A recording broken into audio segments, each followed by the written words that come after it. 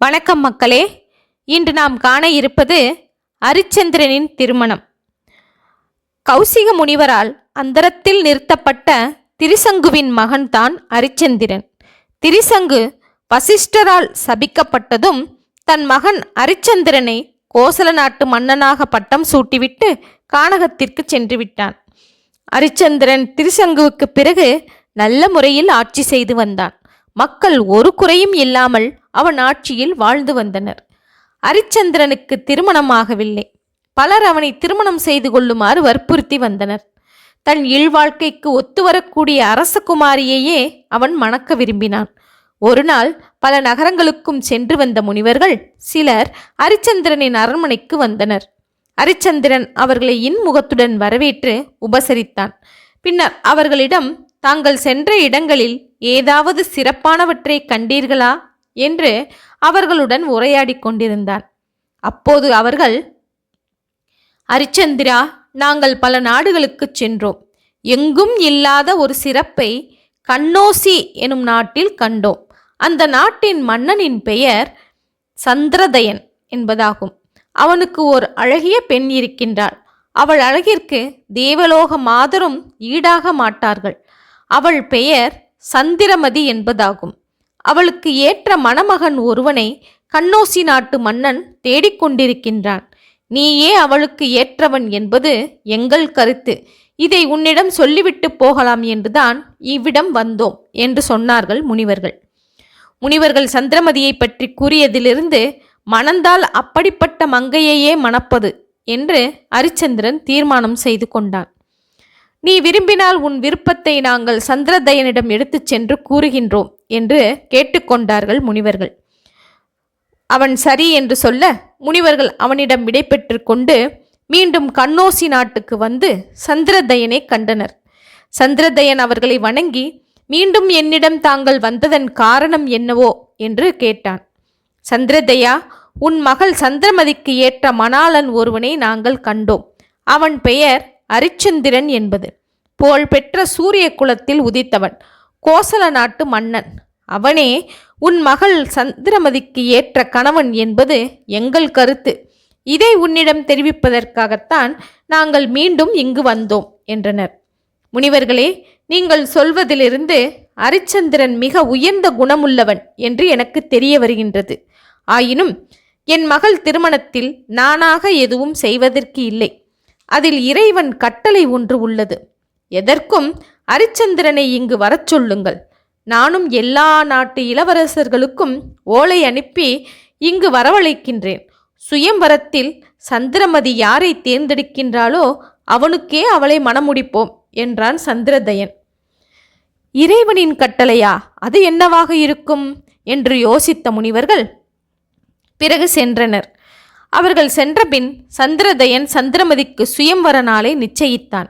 எல்லா நாட்டு மன்னர்களுக்கும் மண ஓலை அனுப்பினான். அரிச்சந்திரனுக்கும் மண ஓலை சென்றது. அரிச்சந்திரன் உள்ளம் மகிழ்ந்து பரிவாரங்கள் புடைசூழ கண்ணோசி நாட்டை நோக்கி சென்றான். வழியில் சரையு நதி, கோமதி ஆறு முதலிய நதிகளை கடந்து அதன் கரைகளில் தங்கி இளைப்பாறினார்கள். பின்னர் சிறிது தூரம் சென்றதும் ஒரு பாலைவனத்தை கண்டனர். பாலைவனத்தின் வழியாக செல்லும்போது அங்கு ஒரு காளி கோயில் இருப்பதை கண்டனர். அதனை கண்ட அரிச்சந்திரன் தன் படைகளை ஒரு புறம் நிறுத்திவிட்டு தன் பரிவாரத்தினருடன் கோயிலுக்குள் சென்று காளியை வணங்கி துதித்தான். பின்னர் அதன் அருகில் ஒரு கல் தேர் இருக்க கண்டான் அரிச்சந்திரன். உற்று பார்த்தபோது முதலில் அவன் கண்களுக்கு அது கல் தேராக காட்சியளித்தது. பின்னர் கொஞ்சம் கொஞ்சமாக மாறுதல் அடைந்து ஒரு பொன் தேராக அது உருவெடுத்தது. இதை கண்டு வியப்படைந்த அரிச்சந்திரன், கல் தேர் பொன் தேரானது எப்படி என்கிற காரணத்தை அறிவிக்குமாறு காளிதேவியிடமே வேண்டிக் கொண்டான். உடனே காளிதேவி அவன் முன் தோன்றி, அரிச்சந்திரா, முன்பு ஒரு சமயம் வர்ண பகவான் தனது பெற்றோரை இங்கு கொண்டு வந்து அதை கல் தேராக மாற்றிவிட்டு சென்றான். செல்லும்போது இந்த கல் தேர் எவர் கண்களுக்கு பொன் தேராக காட்சியளிக்கின்றதோ அவருக்கே இதை அழுத்திவிடவும் கூறிச் சென்றான். அதன்படி இந்த பொன் தேர் உனக்கே உரித்தாகும் என்று கூறி மறைந்தாள். அரிச்சந்திரன் அந்த பொன் தேரில் ஏறி கண்ணோசி நாட்டை அடைந்தான். சந்திரதயன் அரிச்சந்திரனைக் கண்டு மகிழ்ந்தான்.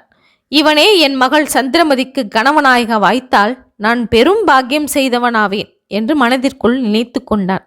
சுயம்பர நிகழ்ச்சிக்காக வருகை புரிந்திருக்கும் மற்ற இளவரசர்கள் அரிச்சந்திரனை பற்றி பார்த்து பொறாமைப்பட்டனர்.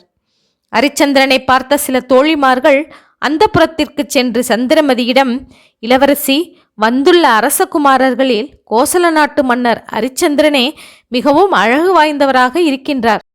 மேலும் அவரை பற்றி விசாரித்ததில் அவர் நற்குணங்கள் உடையவர் என்பது தெரிய வந்தது. சுயம்பரத்திற்காக அவர் வரும் வழியில் பாலைவனத்தில் காளி கோயிலின் முன் இருந்த கல்தேர் இவரது பார்வைப்பட்டு பொன் தேராக மாறியது என்று கூறுகின்றார்கள். எங்களுக்கு தெரிந்தவரே இவரே உங்களுக்கு தகுந்த மணவாளராக வரக்கூடிய தகுதி உடையவர் என்று கூறினார்கள். தோழிமார்களின் போலுரையை கேட்ட சந்திரமதி அந்த கணமே அரிச்சந்திரனே தன் மணாளனாக வாய்க்க வேண்டுமென்று பிரார்த்தனை செய்து கொண்டாள். குறித்த ஒரு நல்ல நாளில் சுயம்பர மண்டபம் அலங்கரிக்கப்பட்டு அங்கு பல நாட்டு அரசர் குமாரர்களும் வந்து ஆசனத்தில் அமர்ந்தனர். சந்திரமதி கையில் மலர் மாலையுடன் வந்தாள். அவளுடைய தோழிமார்கள் இருவர் ஒவ்வொரு அரசகுமாரனை பற்றிய விவரங்களையும் சந்திரமதிக்கு எடுத்து கூறி அறிமுகப்படுத்தி கொண்டே வந்தனர்.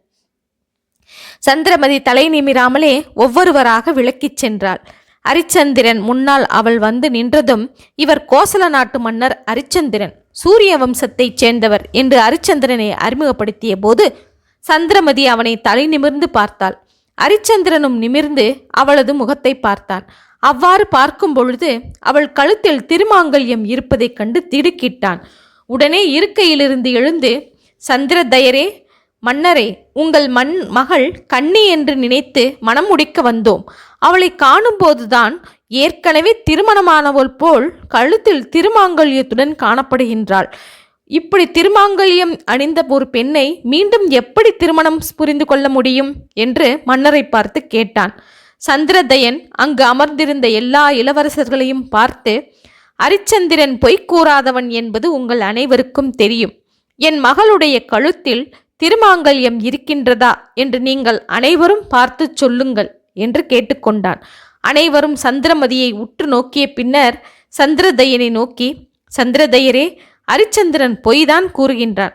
அரிச்சந்திரன் சொல்கிற வண்ணம் உங்களுடைய மகளின் கழுத்தில் திருமாங்கல்யம் என்பது எதுவும் இல்லை என்று கூறினர். மன்னர்களே, அரிச்சந்திரன் கூறுவது முற்றிலும் உண்மை. என் மகள் சிவபெருமானுடைய திருவருளால் பிறந்தவள்.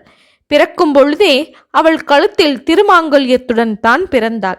இது எவர் கண்ணுக்கும் தென்படாது, கைகளால் பற்றவும் முடியாது. எவன் ஒருவன் கண்களுக்கு இந்த திருமாங்கல்யம் தெரிகின்றதோ அவனே இவளுக்கு கணவனாக வாய்ப்பான் என்று இறைவனுடைய வாக்கு. அதனால் அரிச்சந்திரனே என் மகள் சந்திரமதியை மணக்க அருகதை உள்ளவன் என்றான் சந்திரதயன். உடனே சந்திரமதி தன் கையில் இருந்த மலர் மாலையை அரிச்சந்திரனுடைய கழுத்தில் அணிவித்தாள். இதனை கண்ட மற்ற மன்னர்கள் எல்லாம் மனம் குமைந்து வருத்தமடைந்து தங்கள் ஊர் சென்றனர். அரிச்சந்திரன் சந்திரமதியை திருமணம் செய்து கொண்டு கோசல நாட்டிற்கு திரும்பி வந்தான். சில நாட்களில் அவர்களுக்கு ஒரு புதல்வன் பிறந்தான். அவனுக்கு தேவதாசன் என்று பெயரிட்டு மிகவும் சிறப்புடன் வளர்த்து வந்தனர். இவனை லோகிதாசன் என்றும் அழைப்பார்கள். ஓகே மக்களே, இதன் தொடர்ச்சியை அடுத்த காணொளியில் காண்போம். நன்றி, வணக்கம்.